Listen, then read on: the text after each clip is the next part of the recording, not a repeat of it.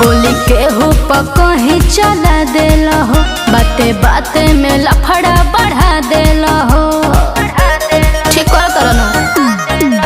गोली केहू पर कहीं चला देला हो, बाते बाते में लफड़ा बढ़ा देला हो। अब पुलिस फोटो लेके खोजे पहचाने खातिर हरे मोछिया जमल बाटे साने खातिर रंगदारी बनौला हीरा ने खातिर। अरे मोछिया जमल बाटे साने खातिर रंगदारी बनौला हीरा ने खातिर। अपना रंगदारी ठीक नहीं खे। कालिका स्टूडियो आरा।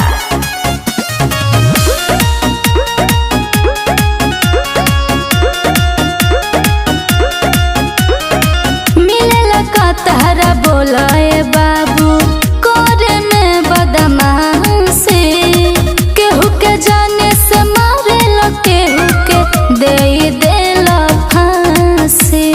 काहे से करे लो?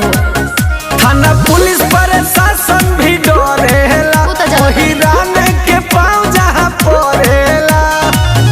नाम रोशन को देब खाना दाने खातिर। मोछिया जमल बाटे साने खातिर रंगदारी बनौला हीरा ने खातिर। अरे मोछिया जमल बाटे साने खातिर रंगदारी बनौला हीरा ने खातिर।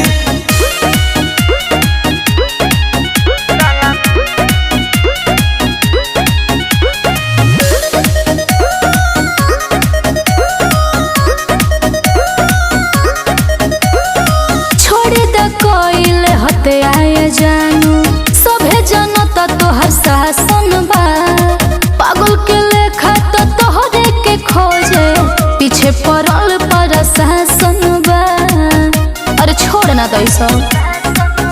खुला कोहेरा केस रोशन हो, बोले वाला हो हमके कवन हो।